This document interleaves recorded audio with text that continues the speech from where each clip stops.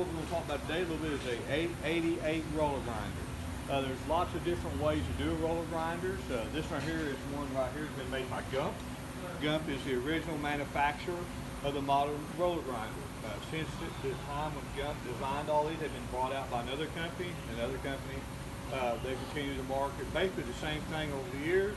They have come out with some different ways of grinding coffee, but still really the best way is the old Gump method. Gump really put a lot of ideals into grinding. What's in this right here is it has a standard, a flow feeder. That feeder is designed to evenly spread out the coffee across the rolls on the top.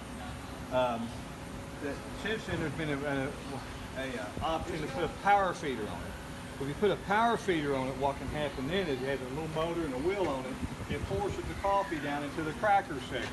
The cracker section has 3 sets of rolls in it. And what it does, it cracks the coffee down basically into 8ths or 16ths, a little smaller pieces.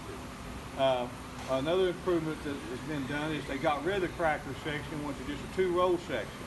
The 2-roll section allows more coffee to be forced through. So what you end up having in this is then on the newer one, they're being offered is a power feeder with 6 rolls instead of a gravity feed with 7 rolls. You will get your production up a little bit doing it that way with the power feeder, but then again, you start making the grinder run hot is what I would observe. So instead of getting 2,500 to 3,000 pounds an hour, you're getting 3,500 to 4,000 pounds an hour. But the grinder's running so hot by force feeding it that you have to water chill the roll. So then what you do is you put basically a setup on the end of the roll so you can put water through the rolls, and that helps keep down the cooling. Personally, unless the spaces are durable premium, I prefer the way Gump designed it. I don't have a problem with getting rid of the 3-roll cracker section on the top and putting an additional 2-roll section on that and putting a power feed on it, but I don't like driving them above 2,500 to 3,000 pounds per hour.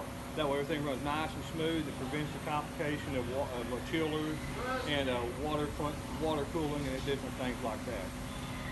This grinder right here is fit up with a belt drive. That is an improvement. That's one of the later things. The belt drive is nice, but it requires maintenance just like the chains do. One thing nice about the chains are they don't break easy.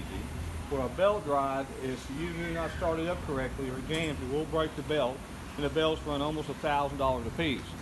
Where a chain would last generally a lot longer than a belt, but the chains you got to lubricate when they're dirty, and people don't like dirty much. But this will have a chain guard on when it's done.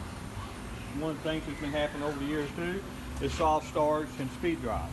This right here is set up for soft start. What soft start does is instead of 25 horsepower motor just hitting that grinder as hard as it can, it starts up slowly, which gives it a chance to take some of the stress off and prevents from breaking the belts. Inside this mixer right here is a set of mixing arms that, excuse me, to be difficult to get this one off. I'm not going to take it off, but there some other time I will cover that.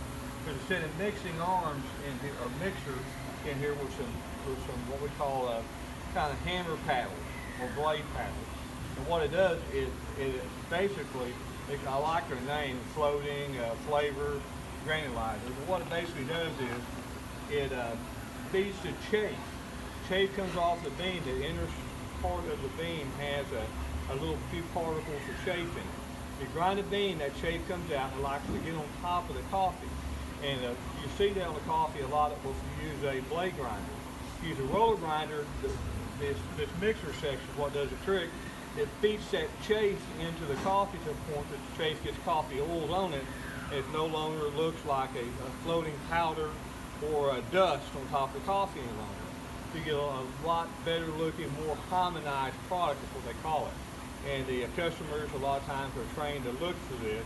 And I'm talking about in-buyer coffee by salesmen with coffee companies that have a roller grinder.